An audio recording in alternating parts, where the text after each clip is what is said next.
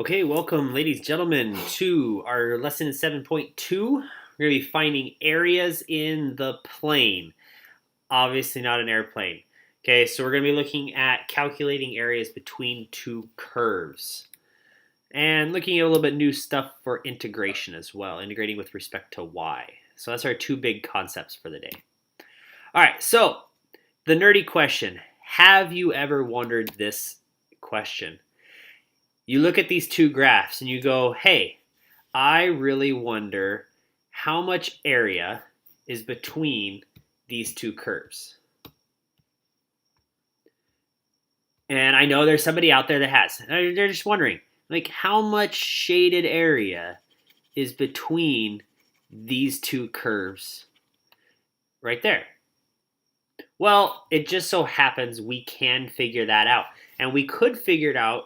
You could probably figure it out pretty straightforward if you actually thought about it. Let's say that our blue function is f of x, and let's say our red function is g of x.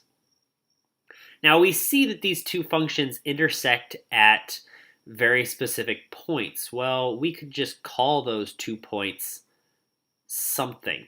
We could call them A and B, just for general sakes. And if we were to think about finding we could just think about finding the area underneath F between A and B. Well, the area underneath F would look like this, between A and B. And we know how to find that using basic integrals. If we knew what the function's name was, what its equation was. And that would be the area underneath f of x. And we could also technically find the area underneath g of x. Well, the area under g of x would look like this. And you notice that they overlap one another, and that overlapping section is more than the area that's in between the two functions. And it just so happens that the area of f of x, or area underneath f of x, and the area underneath, or subtracted by the area of underneath g of x, is this area in between. So if we knew the 2 points of intersection, as we labeled them A and B, and their function rules, just meaning is it x squared plus 7, or whatever the name of the equation is, it's actually a very simple process. If f of x is greater than g of x throughout the entire interval from a to b, then the area between f of x and g of x from a to b is the integral of f of x minus g of x evaluated from a to b, and written out in more symbolic terms that most of you understand. The integral from a to b of f of x minus g of x dx is this area in here between f of x and g of x. That's very, very simple. Now, there are ways that this problem can get a little bit more complicated. Let's say we wanted to find the area between f of x and g of x going from a to some c value over here. Well, we'd have to change this a little bit, because then we'd want to do g of x minus f of x, because the g of x function would be above the f of x. That's just a very specific example like this. But there's other things that can make this process a little bit more complex, and we'll see what that looks like here in just a few seconds. So let's go ahead and try one. I want to find the area of the region between the functions secant squared x and sine of x between the x values from 0 to pi fourths. And if you think about this graphically, pretty easy graphically, you can actually graph this on a calculator if you wanted to. From 0 to pi fourths, secant squared looks a little bit like this-ish, something like that. Kind of messed that up a little bit. And sine of x looks, well, we should know sine of x looks a little bit something like this. So this is secant squared x, this is sine of x, and we want to know the area here between the two functions. Well, because secant x or secant squared is above sine of x, we would like to take the integral of 0 to pi fourths of secant squared x minus sine of x dx. Well, that actually becomes a pretty simple problem. The integral of secant squared x is tangent of x, and the integral of sine of x is negative cosine, so this becomes plus cosine x evaluated from 0 to pi fourths. Tangent of pi fourths is 1, so we get 1 plus cosine of pi fourths is, oops, not pi, that's silly, root 2 over 2 minus tangent of 0 is 0, cosine of 0 is 1. So we get 1 plus root 2 over 2 minus 1. The 1's go away, we get an answer of root 2 over 2, which means the area in between these two functions is root 2 over 2, by the way, units squared, whatever it might be. See, pretty straightforward, pretty simple. Let's see a little bit something else here.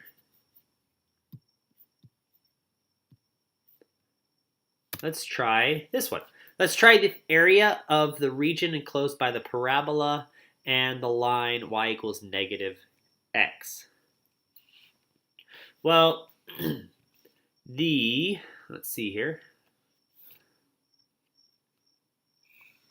We kind of need to know what this means because notice in the first question, it gives you the index of integration or the limits of integration from 0 to pi fourths, but it doesn't give it to you here. So it's probably a good idea to graph the two functions, see what they're going to look like. All right, so the function y equals negative x looks like this basically.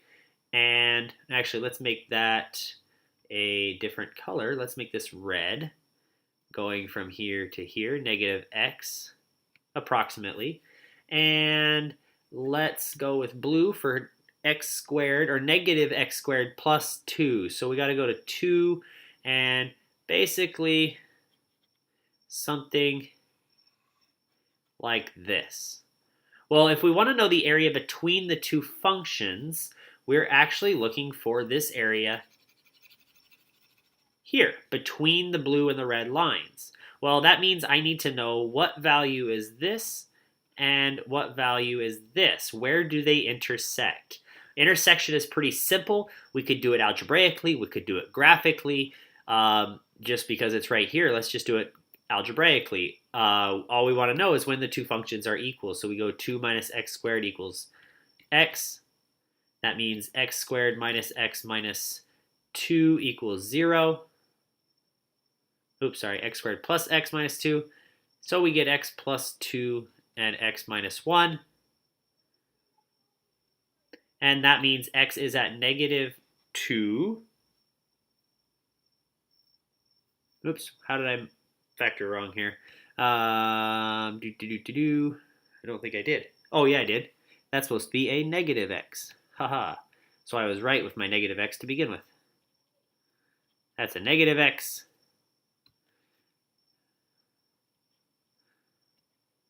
Okay, change this up a little bit. All right, so that's equals to a negative x. There's negative x. That makes a negative 2 and a plus 1. That means x is, sorry about that, negative 1 and positive 2.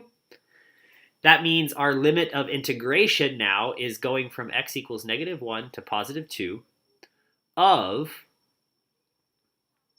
my function 2 minus x squared minus negative x, right? My parabola minus my linear function because the parabola is above the linear function, dx. Well, if I just kind of simplify this a little bit to make this a little bit easier of a function to integrate, this would be negative x squared plus x plus 2 dx. And I get the very simple function, let's see, negative x to the third over 3 plus x squared over 2 plus 2x integrated or evaluated from, oops, not 0, negative 1 to 2.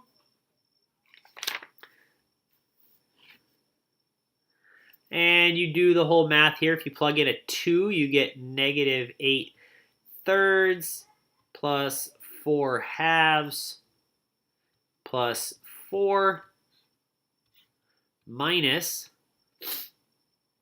1/3 plus 1/2 plus, sorry, not plus,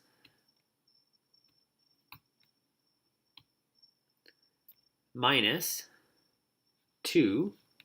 And you simplify this all together, and you get 4.5 or 9/2. Don't worry, I did this all beforehand, so I already knew what the answer was.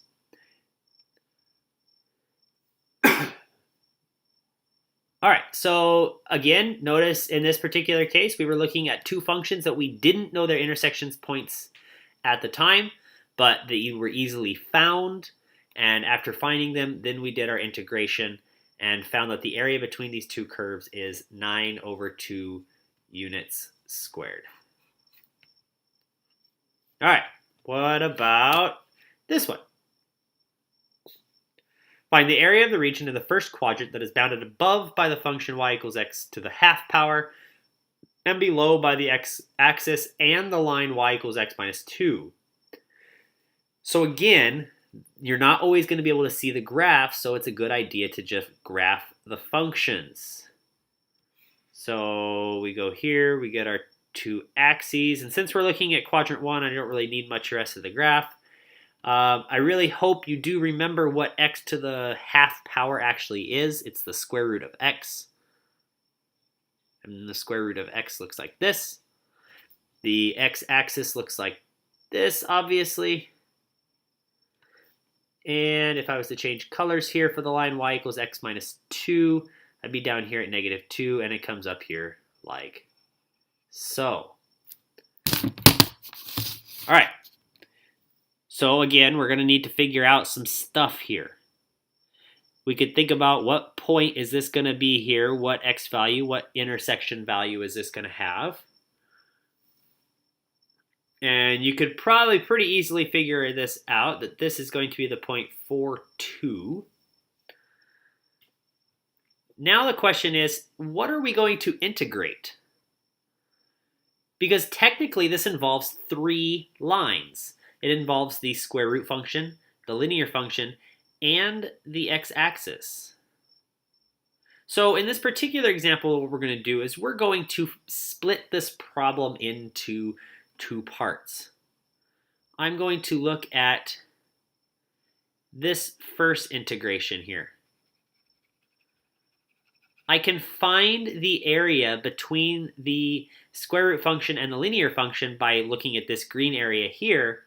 And I can look at this orange area as the area or the integral between the square root function and the x-axis,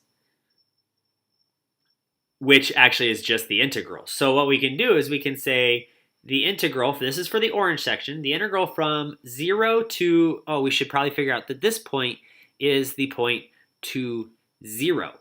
So from 0 to 2, we are just going to take the integral of the square root of x dx, which is just this little orange section. And then we want to take this orange section and this green section, so we're going to add the integral from 2 to 4 of the square root of x minus the x minus 2 function dx. So this is finding the area between the square root function and the blue line linear function here. Well, again, this just becomes some simple calculations. Doing the orange section, we get, make sure you're finding the antiderivative, not the derivative, that some of you guys keep doing. What would be the antiderivative of the square root of x? Hopefully you know how to do that. Well, we take x, we add 1 to the exponent, we get 3/2, and we multiply by its reciprocal, and that's evaluated from 0 to 2. And then we're going to add it to the function defined by this. This is, let's do this in green. 2/3 x to the 3/2 minus x squared over 2 plus, by the way, that's a minus and a minus, makes it a plus 2x evaluated from, not from 0, goofball, from 2 to 4. We do some very simple calculations, and we get area is equal to 10 over 3. Very, very simple. All right, but I'm going to hint at this. It's not the only way to do this particular problem. All right, so you may have seen something else to do here. It may not be the next thing we're going to do with this problem, but it might be another thing we're going to do with this problem. All right, so let's think about this. Let's say this is 10/3. Let's go on to our next problem. What we're going to do now is we're going to try that same problem a little bit differently. So looking at that particular graph again, go red with that line, and we'll go blue. Oops, that's not supposed to be a line. Come on here. With the square root function again.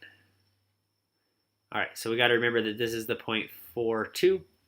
And what we're actually going to do here is something that's not exactly intuitive. But this is the new thing, the bigger new thing for today. Now, what we're going to do is we're going to solve both equations for x. And if we did that, the first equation here, let's call this the blue equation because that's the color I'm using.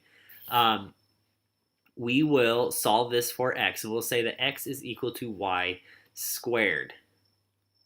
Right, getting x by itself, just square both sides. And for the red equation, we're going to do the same thing. If we solve this for x, very simply, says x is equal to y plus 2. Now what you can think about is integrating, I'm sorry this is behind my picture here, but integrating with respect to y instead of x. So instead of thinking vertically this way, because that's what our mind is picturing, is vertically in kind of the way we want it to picture, we now have equations that are pictured with respect to y, so vertical is now this direction, which means when we're finding area now, we can find the area underneath the red line minus the area under the blue line will give me the total area again. So if we think about this as a red and blue statement, all right, so going from 0 to 2 in the y direction, we could find the area under red minus the area under the blue, which is here, and we will get this leftover area between the two curves. Now remember, we're integrating from 0 to 2 now because this is in the y direction. All right, so we look at this, we say the integral from 0 to 2 of y plus 2 minus y squared dy. We're looking at the y direction now.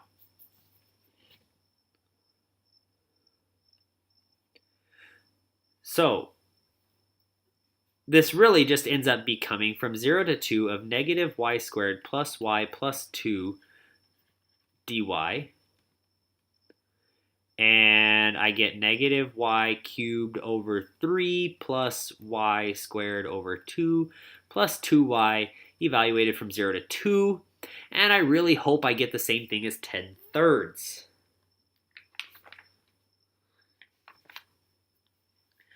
Plugging in 2 actually becomes the only thing I need, because if I plug in 0, everything becomes 0 here. So plugging in 2, I'm going to do this a little bit over here, I get negative 8 over 3 plus 4 over 2 plus 4, and I get negative 8 over 3 plus, this is the same thing as 2, which is actually 6 over 3. And this becomes 12 over 3, which, lo and behold, this is 6 plus 12 is 18, minus 8 is 10 thirds. Yay, look at that, we got the same answer. Some of you are probably asking me, well, why are we doing this again? Well, it comes down to a choice. What version do you see is fastest for you? Okay? But what you're going to hate now is, was there another way that we could have done that particular problem that maybe didn't seem as intuitive? Or maybe it was intuitive, but you thought it was wrong. So let's think about that function again, or those two functions again. I know you're hating me right now because I'm saying let's do this over and over and over again. But let's think about it. I even drew it in the very first picture that we did. You just may not have seen it.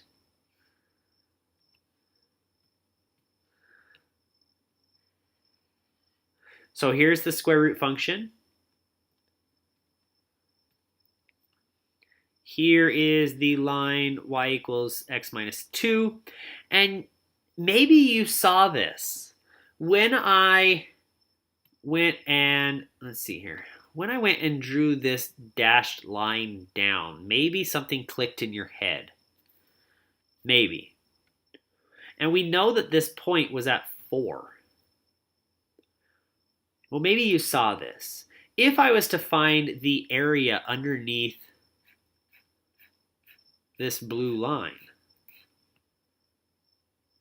there was actually a subtraction that we could have done, and it had to do with geometry rather than calculus. Now I love this because the book actually does this particular problem 3 times, and I actually liked it so much that that's why I particularly put this problem in here 3 different times. Because it ends up there were 3 different ways to solve the problem. One, with the very first intuition stuff that we're learning, taking area minus an area in calculus. Then it was changing it up a little bit with the derivative or the integral with respect to y, which again was calculus. But now we can do half calculus, half geometry. If we were to take the integral from 0 to 4 of the square root of x dx, and we said that this is let's say it's 3 halves times x to the 2 thirds, and that's evaluated from 0 to 4. Oops, sorry, not 2 thirds, 3. Sorry, I've got my numbers backwards here. Let's try that again. Let's say it's actually to the 3 halves and the 2 thirds out front. Knew something was going to work there. If we plug in 0, it just becomes 0. So all the thing that matters is plugging in a 4.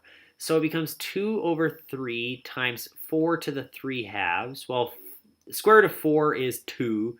To the third is 8. Times 2 thirds is 16 over 3. But then the question is, that wasn't the answer we got. It should have been 10 thirds. But here's where the geometry comes in. The geometry says, oh, we could actually just take away this nice, lovely right triangle. If we knew the area of this right triangle, we could just take it away. Well, it's nice that we actually know that this intersection point is 2 and that the height is also 2, which means this is a 2 by 2 isosceles triangle. 2 times 2 is 4. So if we looked at this area as half times 2 base times height, I get 2. Well, 2 is the same thing as 6 over 3, and if I'm subtracting that 6 over 3, I get 10 thirds. And some of you, maybe your mind just got blown right there. We just did this problem 3 completely different ways, mostly with calculus, but with a little bit of geometry thrown in there as well. And you can use geometry wherever you need to. Let's say you needed to take away the area of a circle. That's pretty simple. Pi r squared, by the way, if you didn't know that. All right, so let's kind of take this for what it is, and then let's go to our last problem. Just bear with me, it's not the same problem. So this is going to be our last problem for this video, and what I want to find is the area of the region enclosed by the graphs of y equals x cubed and x equals y squared minus 2. So this kind of throws you for a loop. And this is where it starts to come down to, I really hope you know what these functions look like. And obviously, a lot of the times you're going to have a graphing calculator, but what if you didn't? What if this comes up on a section where you're not allowed a graphing calculator? Well, then some of you are going to be like, oh, well, I'm screwed. But I hope that's not the case. So if I look at y equals x cubed, most of you know that this function looks like this, as well as I can draw it on this tablet. But some of you might not know what x equals y squared minus 2 looks like, and you're going to try to solve it for y and get only half of your answer. But this is just a quadratic function in terms of y instead of in terms of x, which means it's going to open to the right or open to the left. But because it's a positive y squared, it opens to the right. And since it's just a simple minus 2, that just means it opens like this. And my vertex is down here at -2 on the x-axis, not on the y-axis. Now that's actually pretty simple, but now we have some issues. What are we going to do? We do have some 2 intersection points, but if I wanted to find the area between these 2 curves, I'm looking for this area between here. But here's a problem. This intersection point doesn't occur at the farthest left, which means we will probably end up needing to find 2 areas and add them together, or there is a way we could do this in one fell swoop, one giant step here rather than 2 steps. The question is, the choices, I mean, it's not really a question, it's which one do you want to do? What one suits you better? Now, with doing the 2 area versions, you will have to find the intercepts, by the way, and because I have chosen full textbook examples here, these intersection points are not that great. But let's call this, and I'm going to do this as the textbook does it, just because I think it's a very good way to do it. Let's call this the point AB, and this is the point CD, rather than going through the full legwork of doing this problem. Let's think about both of these problems as y equations. So the red equation is going to change to y equals the square root of x plus 2, but it's also equal to the negative square root of x plus 2, because when you add 2 and then take the square root of both sides, you have to have plus and minus. So if you were to try to graph this in your calculator, you would actually have to graph all 3 of these equations. So if you're using your calculator, this is what you're going to need.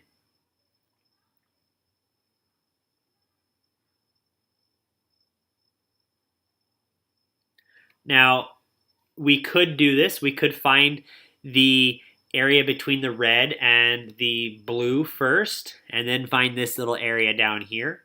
And technically, that's not super challenging here. If we were to take the, let's see, how would we go about this? Not too bad. If we just took the integral of, let's go from A to C in the x directions, right? A to C of the square root of x plus 2 and minus x cubed dx. And then we would have to add the integral from -2 to a, right? From -2 to a of the square root of x plus 2 dx. Well, that would just give me this little area here. But because this is symmetric, we could actually just double that area and we'd be good. Now, less intuitively, and probably the easier problem, would be to find the area between these two functions as functions of y and do the integral with respect to y. So what I could do with my blue equation is change that into x equals the cube root of y.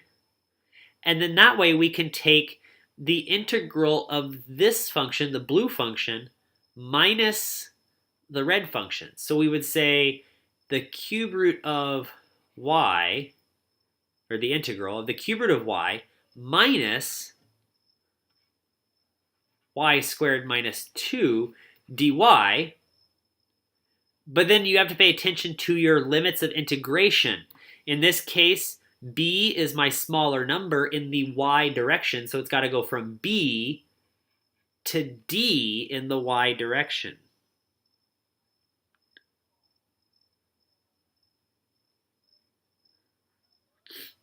And the CD, the AB, they're actually very easy to find.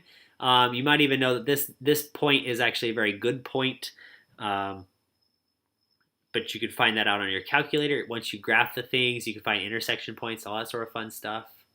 I'm actually going to leave it at this. If you were to do the calculator version, Math 9 would come out as an answer of 4.21. And you can actually type it in as the function y like this. You just tell it that the variable out here, they give you a little squared box here.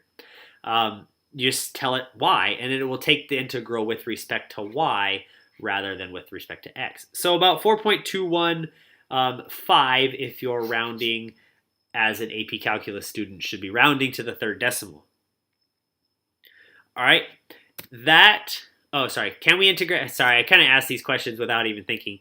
Could we integrate it with respect to y? Sure. Could we integrate it with respect to y? Yes. Can we? Of course. Do it anyway? Yes. So I want you to go forward now and find the areas underneath or between two curves. Have fun with it. This is actually pretty interesting. And it will start getting us into the next lesson involving volumes.